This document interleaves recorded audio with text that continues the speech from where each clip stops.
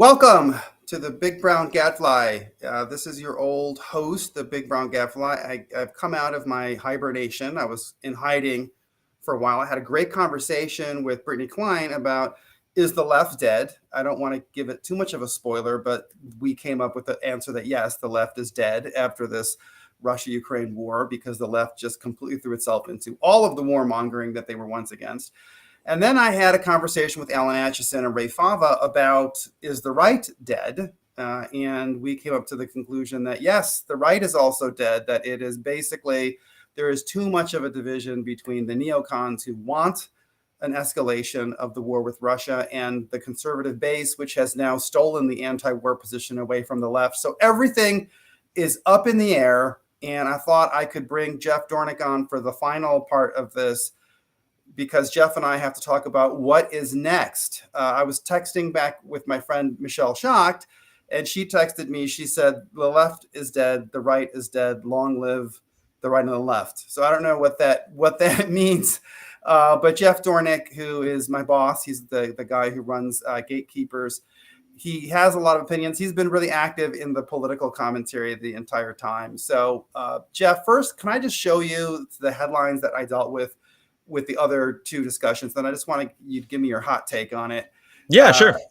First, we have Bill Maher basically saying that his politics hasn't changed, but the left has left him because they've become too extreme. Then we have Glenn Greenwald, who basically has said that now the left has become so much like the neocons, he can't tell the difference between the left and the neocons anymore. So he is basically a man without a political camp. And then we had Kathy Young, who was a libertarian. You know, she's part of that center-right establishment conservative movement. And she's basically saying that the right wing has become too pro-Putin because of all of the skepticism about the intervention in the war. So the right wing is dead. The left wing is dead. What is your take on it? Do you think we got this wrong with either of those, or do you think both of those camps have basically been laid low by the war? Well, I think you are spot on, but I think a lot of this, it's really important that we come down to definitions, right? And so because I've had a lot of conversations about a lot of these kinds of issues with a lot of friends that out here in communist California, where everybody's lefty, everybody's liberal. And, you know, I always have to differentiate the difference between Democrat versus Republican versus conservative versus progressive. And I think it's important that we understand the differences. Like, I think that, in my opinion, the left and the right and the Democrat Party and the Republican Party, to me, they're both dead. Like, they are ineffective. It's basically one uniparty. They just kind of flip-flop depending on who's in charge. And then it's basically they both look at the other side, point at them in order to raise money and accuse the other side of doing horrible, atrocious things and being traitors to the country. They're both playing from the exact same playbook. Well, and I think that's the hard part for people who are just people like me, for instance. You know, I don't fit into either of the two schemas. I'm now more on the right wing side, but it's just hard for those of us who have lived in America and who have watched these two camps. They both have the overgrowth of think tanks and chaired endowments and talking engagements, etc. They have that. We've watched them fight against each other, and it looked so sincere. It looked like they really disagreed with each other.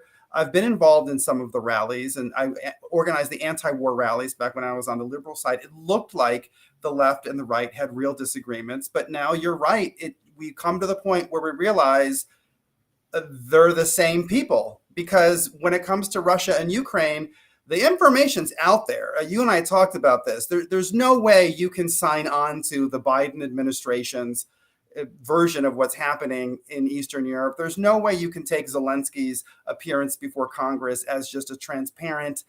You can't take it uncritically, but yet both the establishments of the left and right are doing just that. So we're left with the really nauseating question: was it all a lie from the beginning? Did they really have any disagreements?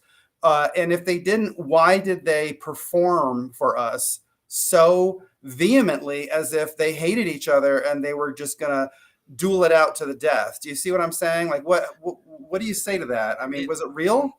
none of it, none of it's real. Like the age old storyline about, at least of politics of the past, is that what would happen is you'd have Democrats, Republicans, they'd show up on the House floor, they'd yell and scream at each other, they'd accuse each other of all these awful, horrific things, and then they would go to dinner together and hug each other, or go to parties and greet each other and hang out and joke around, or whatever it is.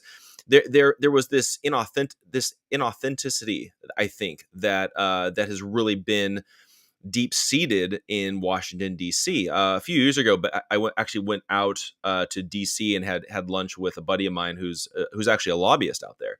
And one of the things that he was telling me was, he's like, the dirty secret out here is that everybody is basically the same. They're just jockeying for position, right? And so what the Republicans need is the Democrats actually to be in power. That's why I think a lot of the Republicans were actually wanting the election fraud and wanting Trump to get out, because they wanted to go back to business as usual. And by business as usual, what I mean is you have a Democrat in power, and then the Republicans can then point at Joe Biden and say, look how awful he is. Send me money, vote for me. And then now all of a sudden, now they've got a paycheck. Now they're running campaigns. Now they're doing fundraising. Now they're doing all this kind of stuff. They don't actually want to win. They don't actually want to accomplish anything. They just want somebody to fight against, so that way they can raise money. And we saw this actually in California with the recall.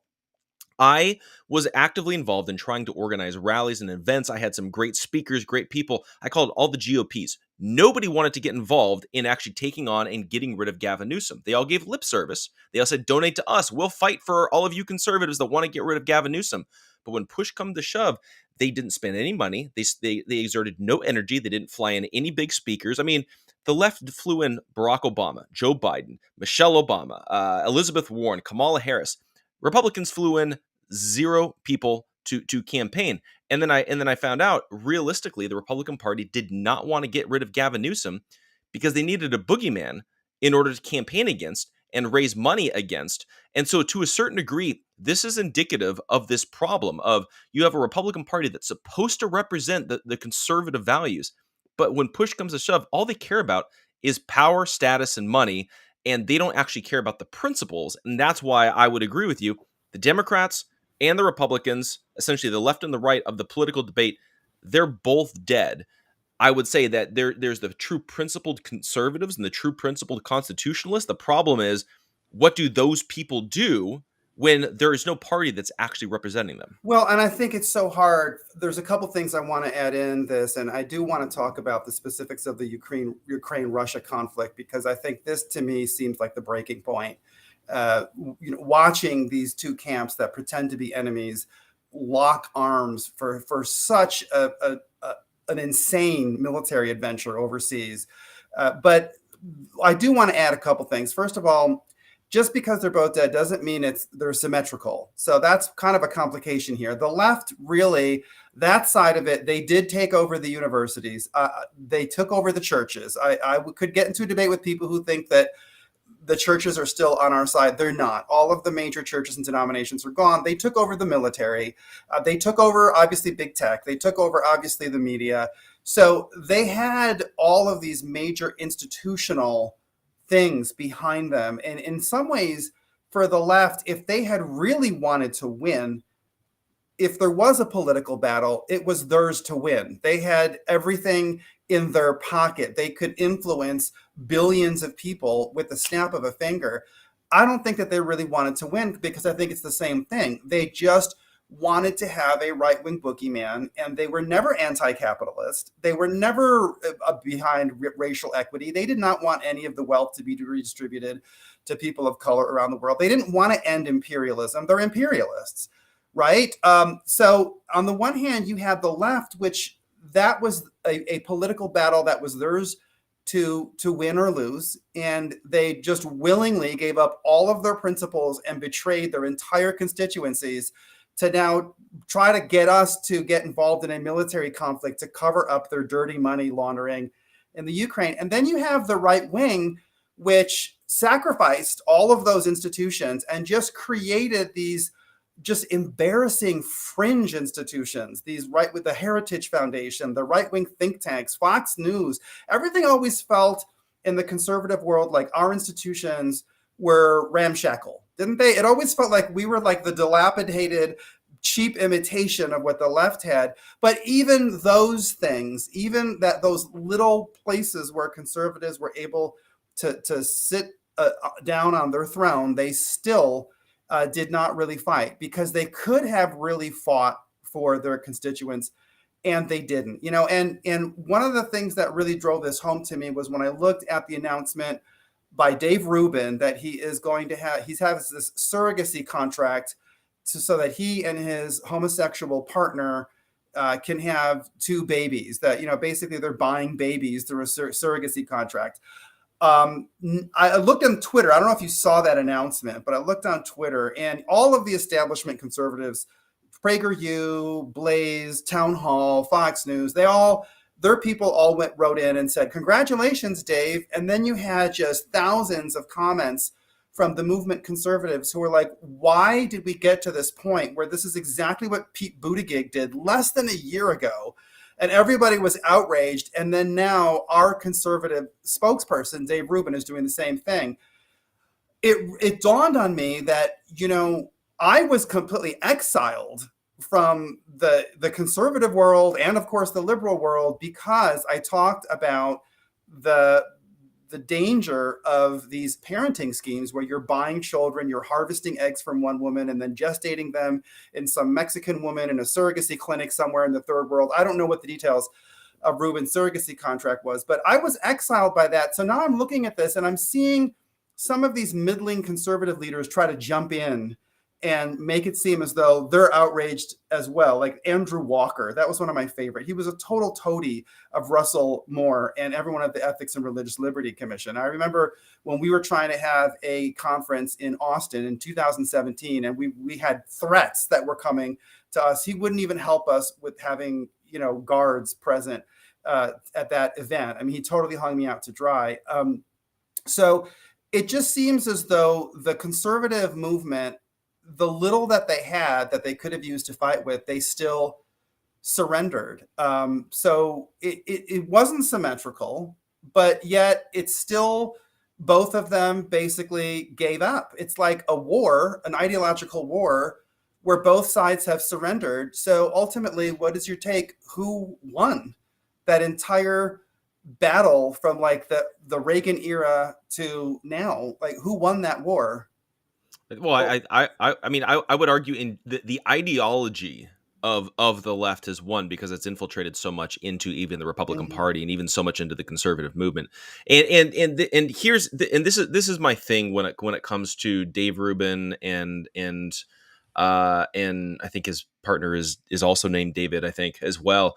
Like the reality of it is I think that's a hard one, because I want to deal with this from a biblical perspective. Obviously, I think that there can be arguably a big tent within the Republican Party, but not where we are embracing and endorsing and promoting that lifestyle. There's a certain idea of, let's focus on the big principles, the important things, and then we'll work our way down. And I think for me, the big principles, we got to bring back freedom. We got to bring back constitutionality. We got to bring back conservative values. At the same time, specifically when it comes to Dave Rubin, it's one of those things where, to me, that's from a political standpoint, that's low on the totem pole. From a theological standpoint, it's high on the totem pole. So there's kind of this tension there on how do we deal with this. I would tend to approach that from the theological position, and how do we view this within our framework of Christianity.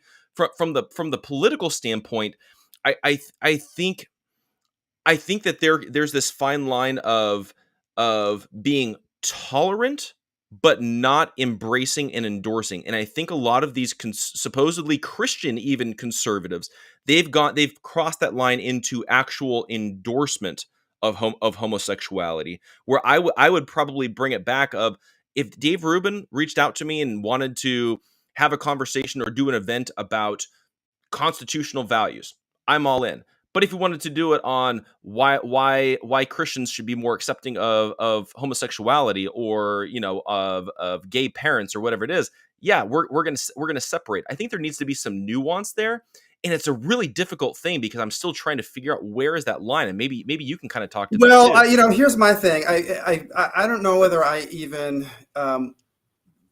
I don't feel like I need to fight a battle with Dave Rubin. Right. He has his lifestyle. The two things I can add to it are I it stings for me to watch this unfold because I remember a time when, in order to make a big tent for the Dave Rubins, they kicked out people like me and Denise McAllister. Yep. We were literally blacklisted from the conservative movement because at that time, 4 years ago, people were saying, "Oh, you're too harsh. You can't say these things. They're unloving." And now those same people who just sat by and let us get canceled are now trying to jump on Dave Rubin. So that's hypocrisy of one kind. The other thing is, it would be different if they didn't attack Pete Buttigieg last year over his surrogacy Right. contract. That's the thing that really drives me up the wall, because it just shows that the people running these conservative organizations, they don't have principles. And that's why I say the right is dead. They don't have principles. If you're going to sort of say congratulations to Dave Rubin, then shut up about Pete Buttigieg's baby and the fact that he took a picture on the hospital bed with his male partner. Just talk about his incompetence at the transportation department. Right. That's, I think, where that's what the movement's dead. So I mean, my big thing is, where do we go now? That I have no faith in the established left or the established right, but I do feel a great deal of affinity for people on both sides who are looking at what's happening in the Ukraine, and who they have that discernment that God gave them. They can see that this is fucked up. I hate to use that language, but that this is so messed up, and they have the ability to look at what is being presented on the news and to just spot that's a lie. This is not true. This is a group of people who are they're playing poker with billions of people's lives. And why are they doing it? I have sympathy for them. And I wonder, is there the possibility that however this plays out between Russia and Ukraine, can we seize the energy of the moment and try to build something that comes out of it?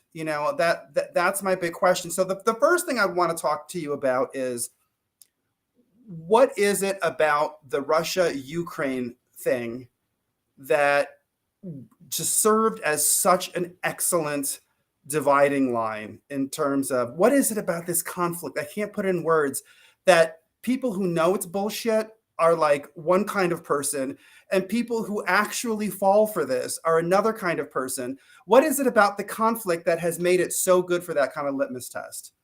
Um, it's how blatant and obvious the Mm-hmm. lies are, and it shows how blatant and obvious the propaganda and brainwashing is. Right. And realistically, it shows who's actually paying attention to the mainstream media and who's not. Really, realistically, when it comes down to it. Right. But I think even taking it back to taking it back to the macro level, taking it back to the big picture.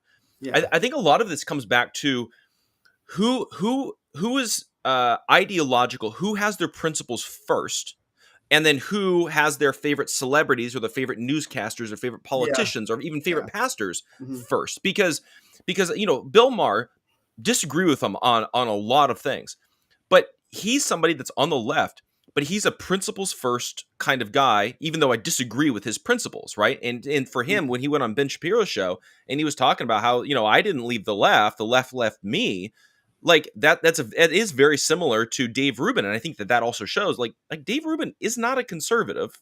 He's still a liberal. He's still pretty progressive. He's just an old school, more Democrat, a little more liberty minded, libertarian at Mm-hmm. best. Right. Very very similar with a Bill Maher. And I think to a certain degree, what these guys, they had certain principles of free speech and tolerance and whatever it is, and they're like, hey, what's going on over here with the Democrats? I feel the same way when it comes to the Republican Party, where I'm looking at, even with Donald Trump, specifically, I hold fast to a lot of his America First principles. But Donald Trump is now leaving a lot of those America First principles. He's talking on one hand, let's root out the rhinos out of the Republican Party, but then he's endorsing them at the same I time. know. I And know. that's a very difficult thing. I actually was at Clay Clark's event over the weekend, and I had an opportunity at the press conference to ask General Flynn, what do we do with President Trump when we're trying to root out the rhinos, but he's endorsing them? And even Flynn couldn't necessarily come forward with like a rational answer. And he was still trying to stay on Trump's good side, so he didn't really want to critique him very much at all. And I'm like, this is part of the problem. we're aligned to the man, Donald Trump, before our principles. To me, I was a supporter of Donald Trump because he aligned with my principles as opposed to the other way around. And I think that what Russia and Ukraine is really showing is who is picking their side based off of who they listen to and who they follow versus what Hmm. their principles are. Because I got to tell you, anybody who's looking at this should be able to easily see America has no interest. We have no political interest Right. in being Hmm. involved with this Hmm. unless you're Joe Biden or Hillary Clinton or Mitt Romney Hmm. or any of the rest of these guys that where Ukraine has dirt on you and they've been bankrolling you and sending you money and blackmail and bribery. Though that for them, they have interest. Joe Right. Biden has interest. I don't. Yeah, yeah, I think you hit it right on the head there. The way that people react is it's like a palimpsest or whatever, a Rorschach test. It shows what has been going on in their mind as they're consuming this constant deluge of media.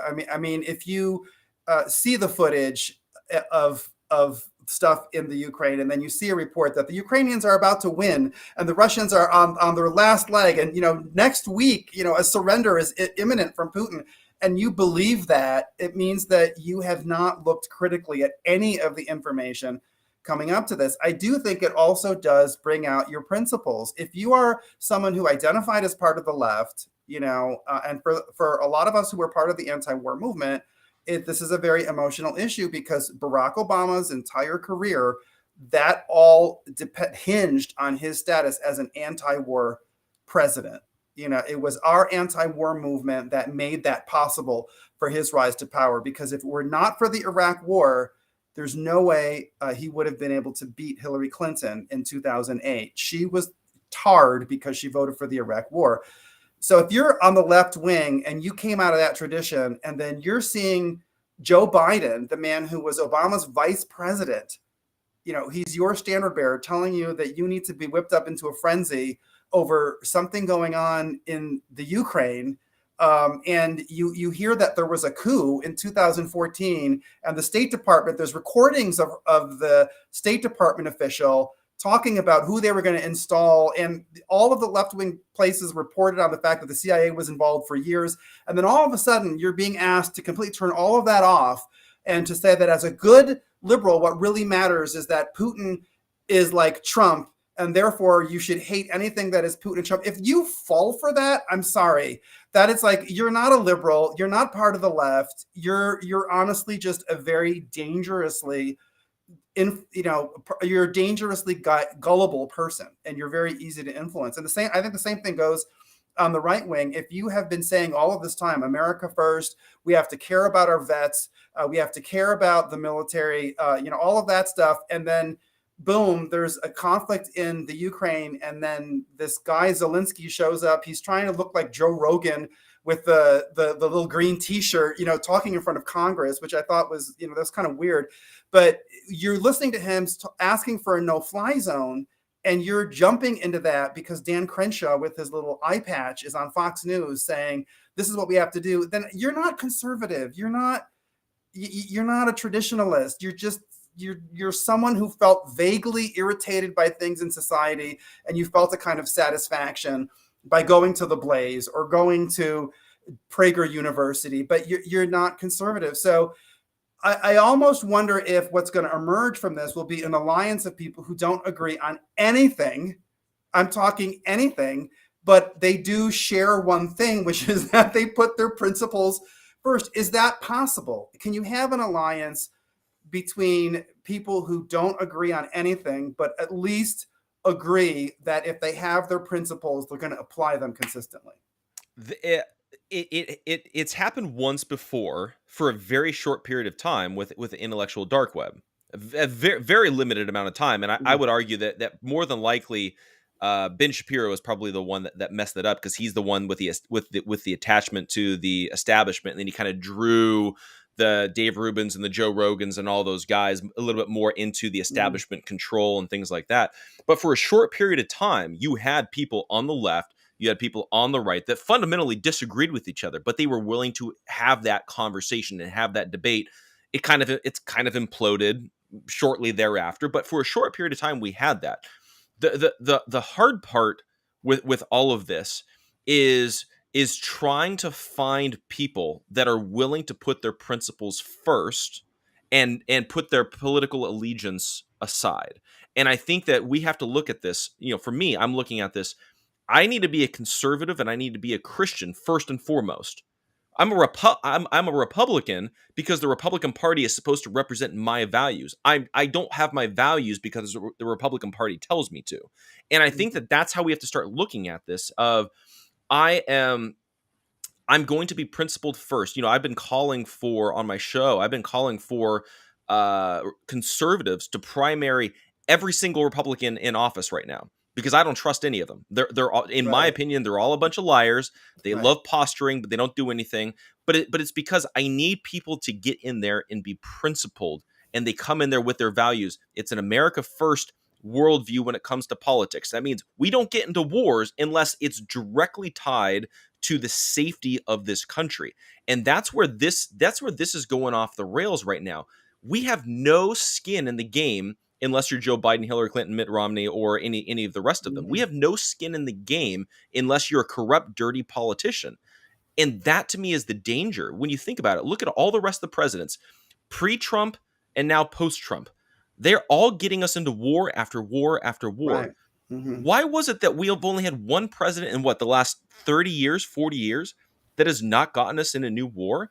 It's because the establishment thrives on this. They want this. They want this Mhm. unsettling. They want people to feel scared. They want people to feel dangerous or Mhm. in danger. And we've got to wake people up and have them understand. Dan Crenshaw, he's not on your side. Even Ted Cruz, not on your side. Yeah, not All this these is guys, they're not on your side.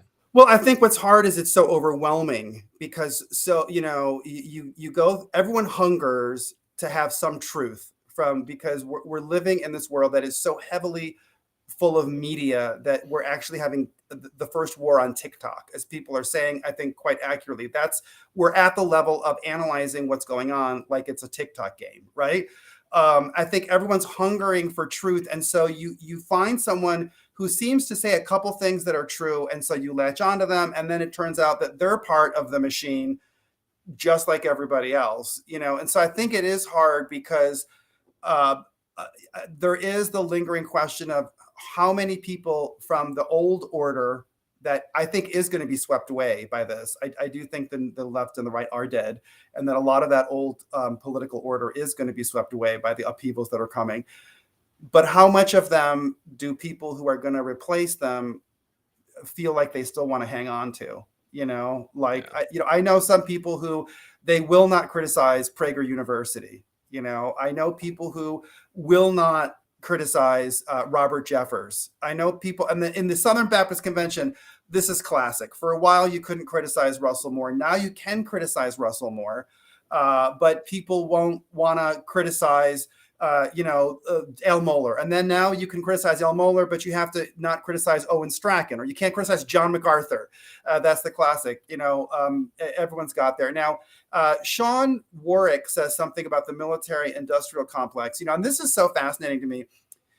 Sean Warwick says the neocons are in the pocket of the military industrial complex. Dan is one of the worst. Cruz is the Mueller of politics. That's Yeah, epic. yeah, thank you. That was epic. That was good. I think that one of the things that we're dealing with with the war and the war, I think, brings it all into such clear focus because if you are willing to endanger people's lives with your stupid bullshit, I mean, that means that you are seriously far gone. That means that you are really, really honestly, and I think people are seeing that. Okay, so let's talk about the war for a little bit. First of all, I just kind of want to get your sense because I know you're following it and I'm following it. What's the worst case scenario that's going to come out over the next year? What is like if you want to put on your doomsday hat, and we're speaking about what's plausible, but what's the Mhm. worst possible plausible outcome that you think might happen over the next year? This is what I've been predicting, that if we continue down this path and we get involved, which if we get into enforcing no-fly zones, that means that we are willing to shoot down a plane that Yeah. flies over Ukraine. That will then bring us into war with Russia. So what if we get sucked into a war with Russia, which I am about I would say 80% sure that we're probably going to get sucked into war. We're gonna probably go to war with Russia.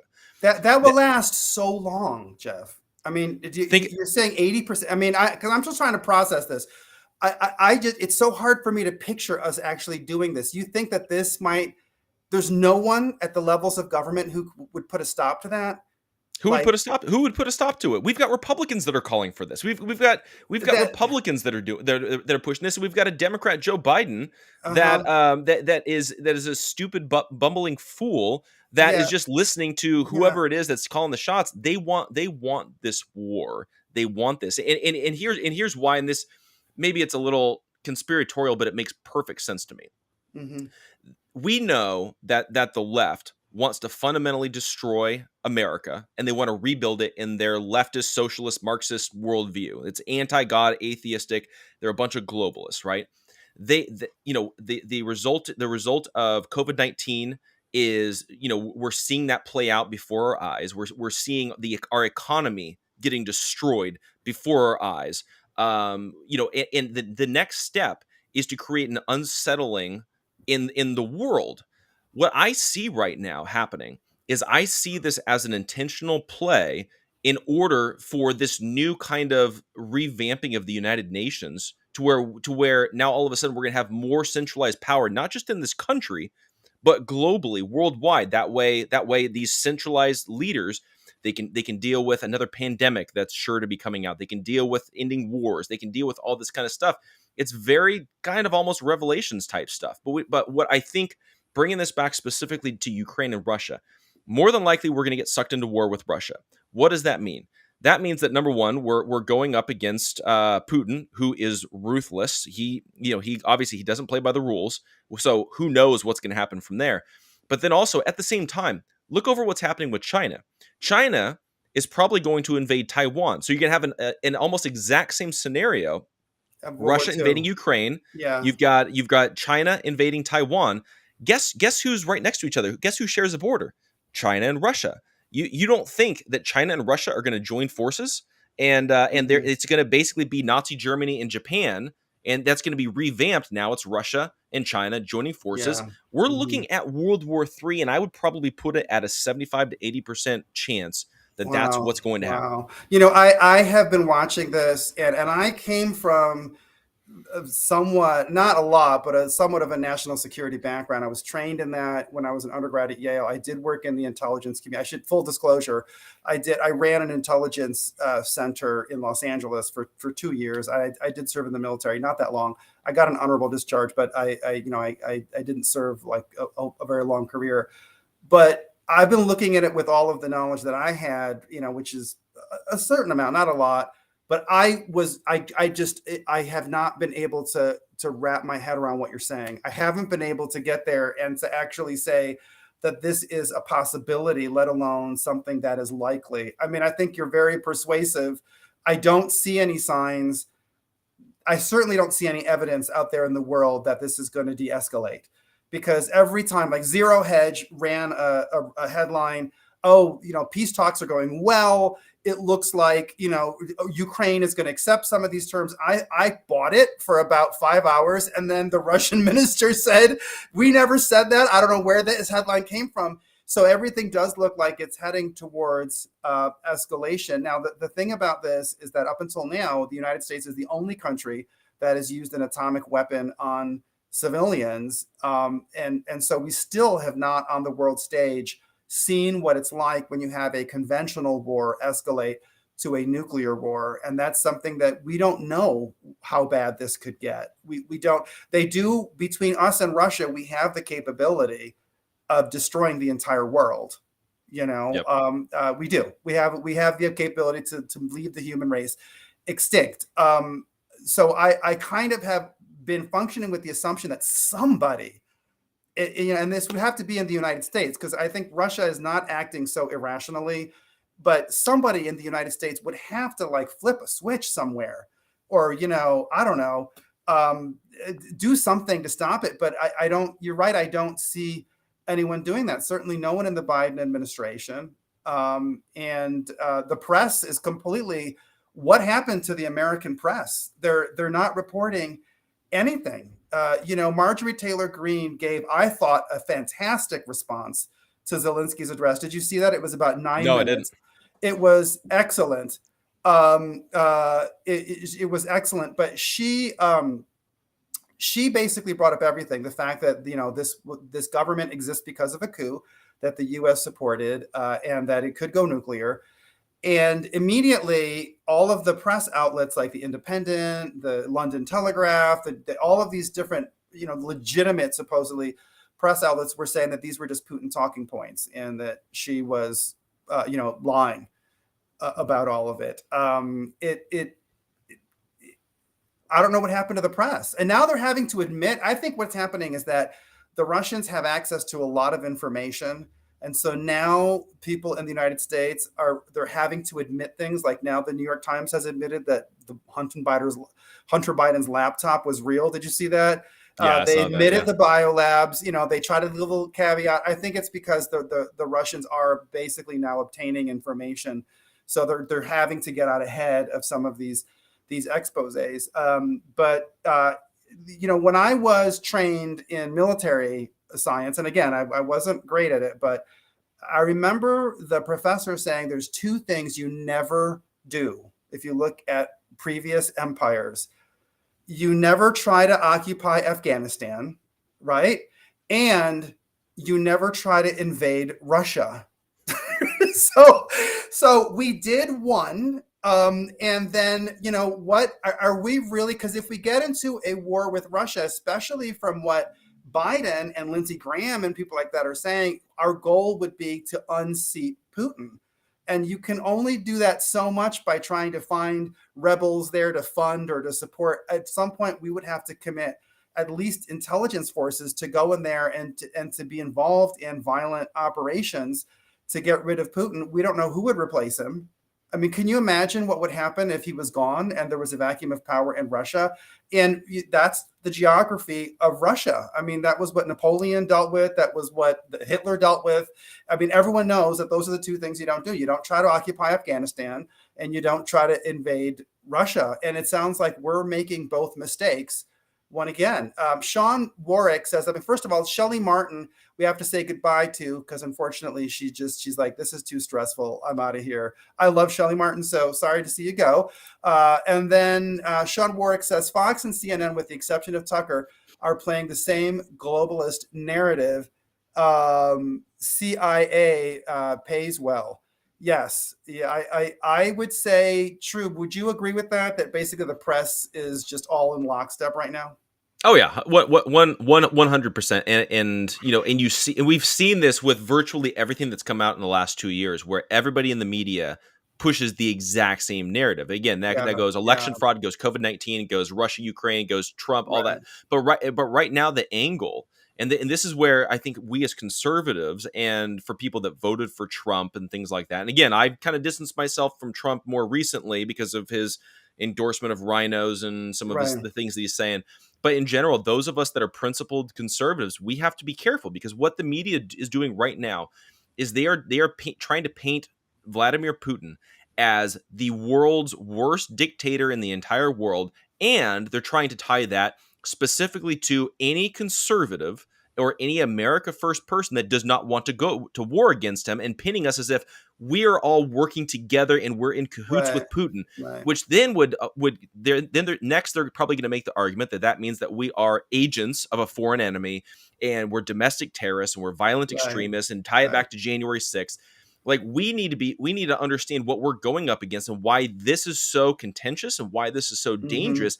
This can have direct impacts at home, even if the war isn't brought here. The Democrats and the establishment Republicans are probably going to bring the war to us as conservatives and America First people.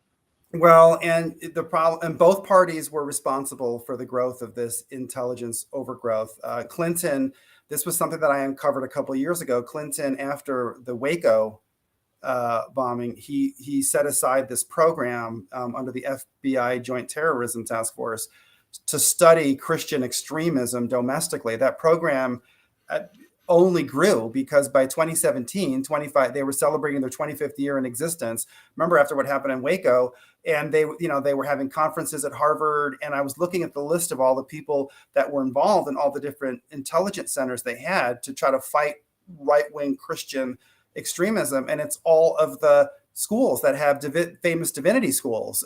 So we have, and then that was Clinton, and then Bush, of course, he made it huge, the intelligence community. He created the DHS, et cetera. And then Obama just continued that by then laying over Bush's intelligence operations with this determination that they had to fight racism and prejudice. They made it all multicultural. They came up with all these experts who said people who are homophobic are more likely to be terrorists. And then Trump, I don't think he rolled it back as much as he should have. He was being targeted by that same intelligence community. So now, our lives are run by that intelligence community, which was formed in like 1947 after the Second World War, when people wanted to have conflicts settled in a way that didn't involve conventional ground warfare. They thought that if they had an intelligence community and they had the United Nations, that they would use diplomacy, and then they would have these targeted clandestine or not large scale operations to get what they want. And what that means is that we have created the beast that we cannot control. The beast has left, and there's no way to get a hold on it. It might be that we're going to have some huge cataclysm, and that's the only way that this very sick, kind of perverted structure of power would collapse. You know what I'm saying? Yeah, no, I think you're spot on, and I think that this is one of those things where I think that we need to be principled in how we look at this. I think it's really easy to respond to people that we disagree with by just taking the opposite position. And I think a lot of times that gets us in trouble because the left kind of sets us up by taking one extreme position, knowing that we'll take the complete opposite, and that the complete opposite isn't always the right decision. Mm-hmm. And I think Right. specifically here we get caught into this: are you Democrat or are you Republican? And which position do you take on all these different things? For me, I just come back and I'm just looking at this and I'm like, okay, let's all just take a deep breath. Let's take a step Mm-hmm. back and let's look at this. Let's see. What are the ramifications of this? Are we willing to go to World War III? Are we willing to get into a Yeah. nuclear war? Is Ukraine worth this fight? The shedding blood of our own soldiers. Is this worth the fight? And Mm-hmm. I would argue that I have not seen any evidence whatsoever that would justify any of this. And also, too, let's do a little bit of a compare and contrast. Look at how Trump dealt with foreign policy. He got criticized a lot for cozying up with Putin and North Korea and a lot of our Mm-hmm. enemies. But look at the difference between how Biden treats our enemies and how Trump treats our enemies. Trump was trying to a certain degree appease in order to keep peace. Like, he wasn't giving them anything that he shouldn't have. But at the same time, he realized, if I keep stoking this fire, we're going to find ourselves in another crazy war.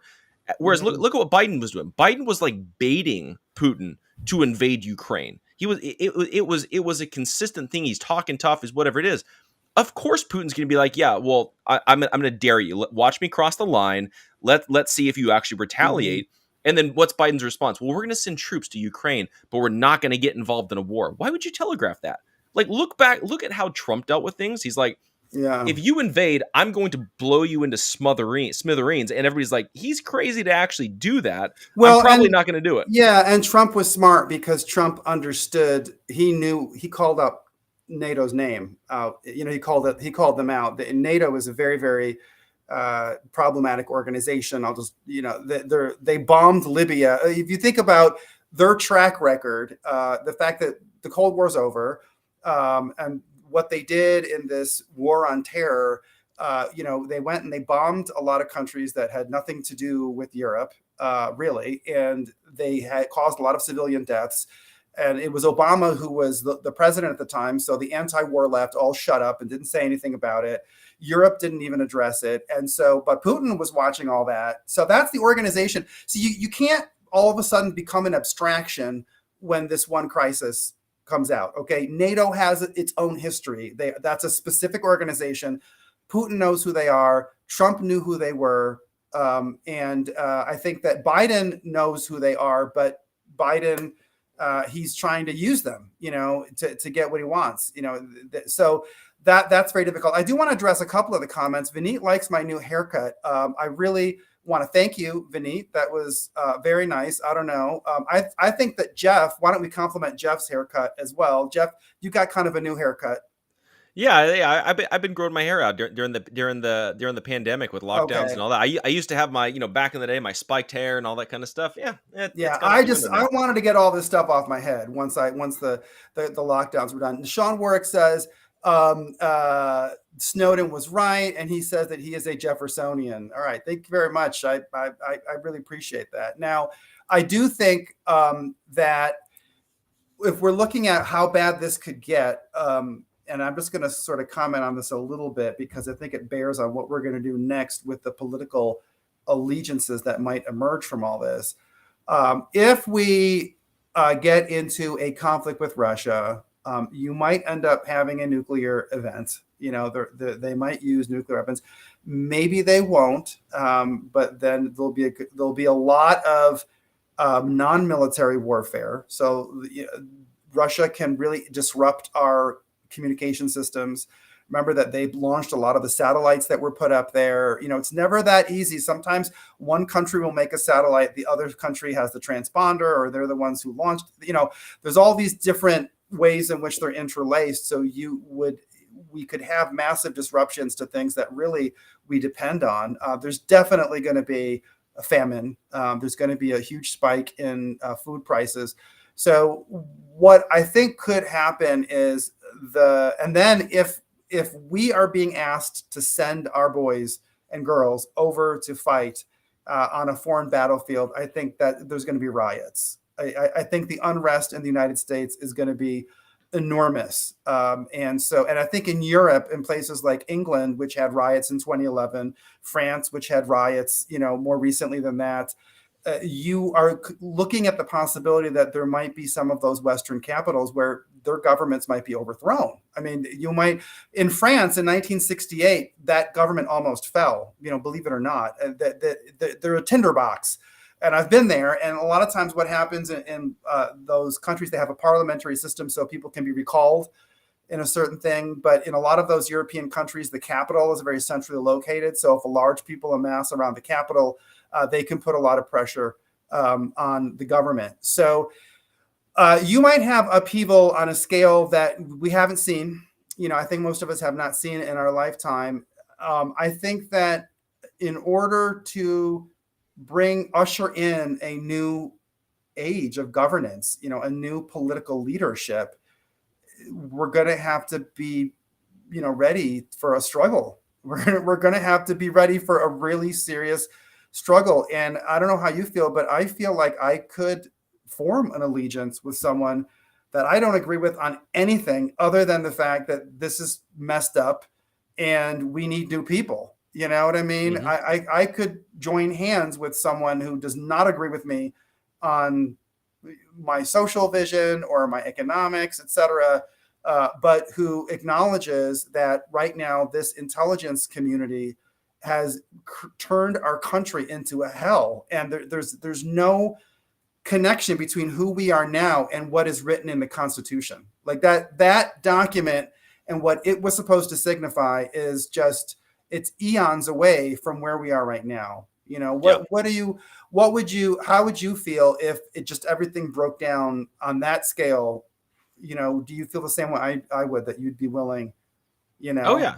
Oh yeah. Well, and I think specifically looking at this, I think right now we as conservatives could actually make a very good appeal to a lot of Democrats of look at what our leaders are doing. Both and it would be important to clarify this. Both Democrat and Republican. Look at what our political leaders are doing. They've shred the Constitution of the United States. That means that you, as a Democrat, like if I'm talking to a Democrat, that means that you, as a Democrat, you don't have free speech rights. You don't have the right to protect your family. You don't have the right to peaceably assemble. Look at how everything has been shred apart. What we can unify on right now. Let's focus on the big picture. The big picture is trying to bring us back to constitutional values which are essentially freedom and liberty, and get the government out of our lives, get the government out of all these foreign wars. Our government is not supposed to get involved in kingdom building, Yeah. in nation building. In our government, our federal government's responsibility is to protect the states. It's and to protect our constitutional rights, and they have not. And I think that we could find allegiances with people, even like as crazy lefty as Bill Maher. We could begin to build some of those allegiances where, okay, let's bring back free speech. We totally disagree on everything from pot to homosexuality to all these different things. But if we can bring Mhm. it back to freedom, then we Right. can actually begin to have these debates on the state level where a lot of especially the social issues should be Mhm. debated in the first place. If we could agree on here's where the federal government should be, here's where the state government should be, we could find a lot of allegiances with lefties. And I think we could Right. actually begin to make some headway. We can almost create a third party of a bunch of misfits that disagree on almost everything except Yeah. for those Yeah. few Yeah. specific principles. Well, okay. Let me tell you a little bit of a story about 2002 when I was involved in the anti-war movement. I do want to address some of the things that Sean Warwick said. We might have the grid down EMP. Yes, massive civil unrest. I totally agree. Good point. Sherry Rogers says they got to go. Talking about the deep state. I love that. Sean Warwick says amen to Sherry. And then Francis Warwick said Francis Schaeffer tried to warn us. And he also says police state ahead. See John W. Whitehead. Amen, Jeff. Okay. I don't know if how old were you in 2002? You're a lot younger than I am. It's kind of I would have embarrassing been to ask that. 16. 16. Okay. I was in my 30s.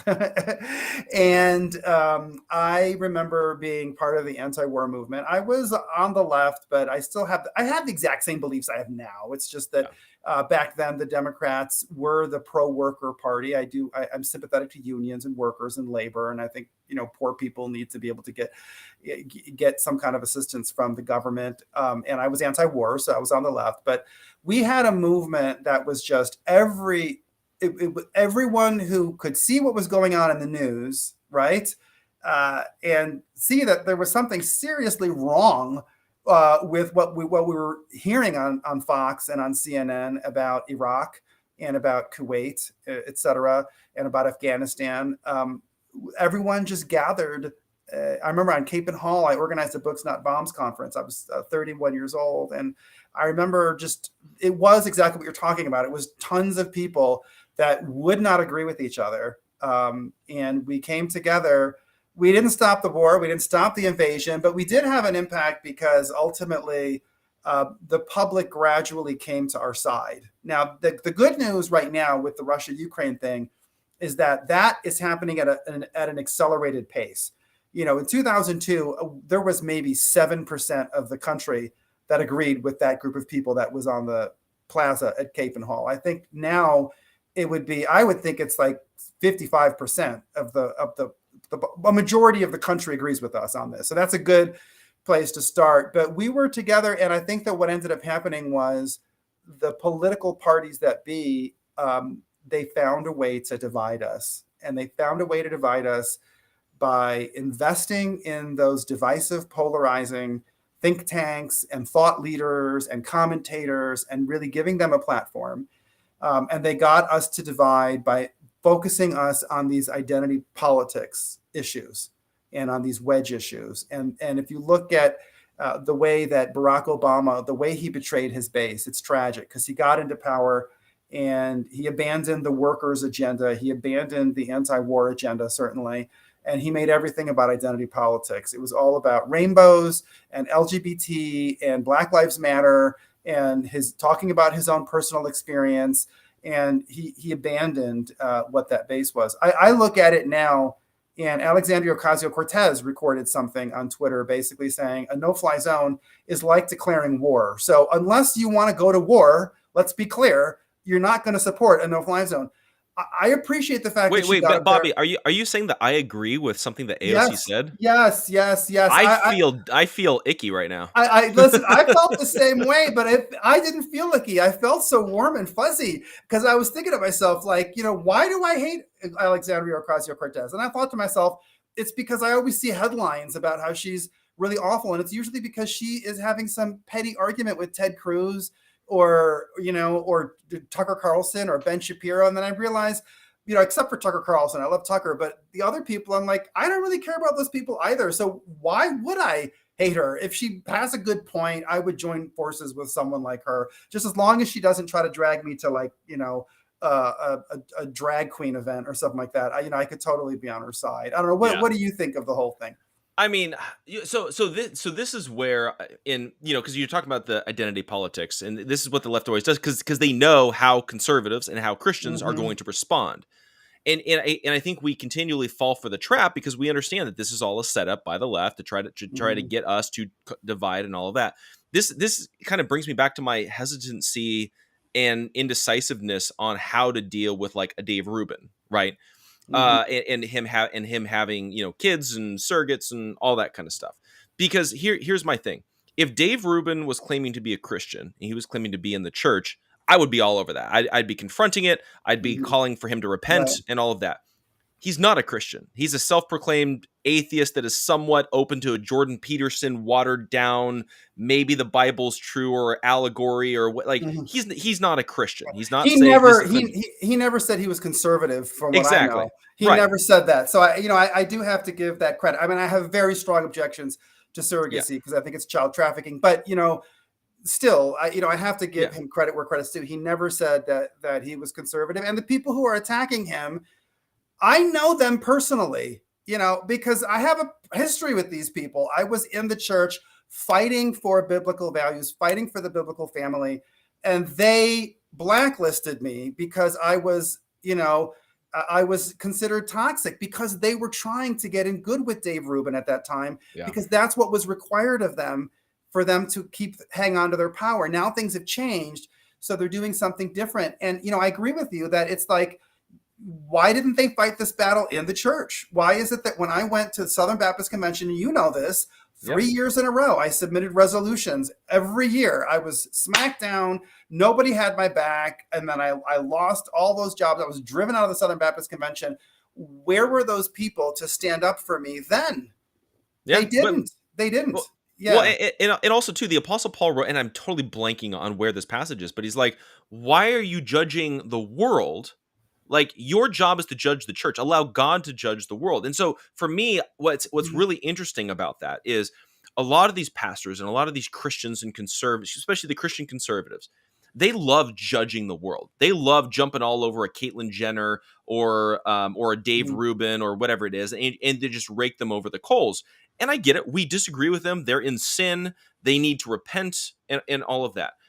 At the same time, where's the same outrage when it comes to things that are happening in the church? I think we've got our priorities backwards. I think when we're dealing with these sin issues, I really think we need to focus first and foremost on what's happening in the church.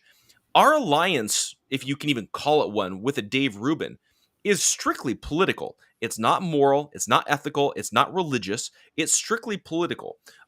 I would find myself aligned with a Dave Rubin when it comes to issues like free speech, when it comes to issues like limited government, when it comes to issues like should we go to war, should we not go to war, like things along those lines. And I don't know where he is on the Russia-Ukraine thing. But specifically, I could find myself in alliance with him from a secular standpoint, politically, because like what we were talking about before, we can unite with a Bill Maher. We can unite with all these guys if we can kind of bring some semblance of sanity back to how our political system is. Yeah. But I think at the same time, as Christians, we need to be trying to reach him as somebody who's lost, who needs to repent, who needs to come to saving faith in Jesus Christ, not just dogpile on him, rake him over the coals. Yeah. He's not a Christian. Well, how can we expect a non-Christian to act like a Christian? Well, and I agree with you. And I think the whole thing is, why don't you let him be, let him do that, and then let me be? Like, you know what I mean? Let us coexist in the same movement, in the same places. I never got a single thing published or was able to get any project at PragerU or at The Blaze. And I knew why. Now, having seen them praise Dave Rubin's surrogacy contract, because they were trying to get in so good with the, with the homocons, with the gay conservatives. And they assumed that if I was there, that somebody would get pissed off and they would lose donations. Why not let me into your organization and let me just show up to work every day with Dave Rubin. We'll say hello at the coffee place. We'll hang out at the water cooler. I don't have to go to his wedding. I don't have to get involved with parenting conversations with him. But that's not how the movement functioned. The movement functioned based on constant exiling, constant. It was always subtractive rather than additive. Well, okay, we've done about an hour. I know you got to get going, and my son just came in the door. I don't know if you hear him, but he's running around destroying the house. I have a 7-year-old, which is kind of weird when you're 51 to have a 7-year-old child, but I take it as a badge of honor because I was still active until younger. Well, let me just, I wanted to address a couple things before I let you go. Sean Warwick said he knew a former congressman from Texas that was unifying the country until the neocons and Fox threw him under the bus. Don't you hate that? It's terrible. Oh, and here's one you will love.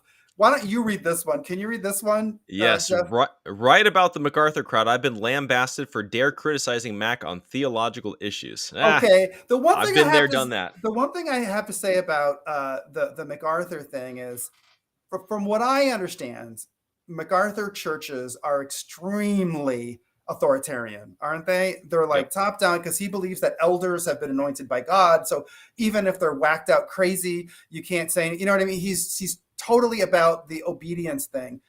Why can't we just critique that?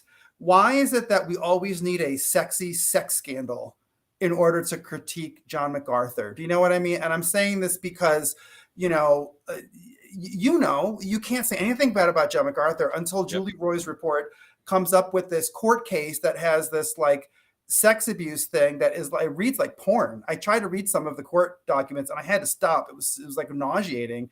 Why can't we just critique that part of it and not make everything sexy?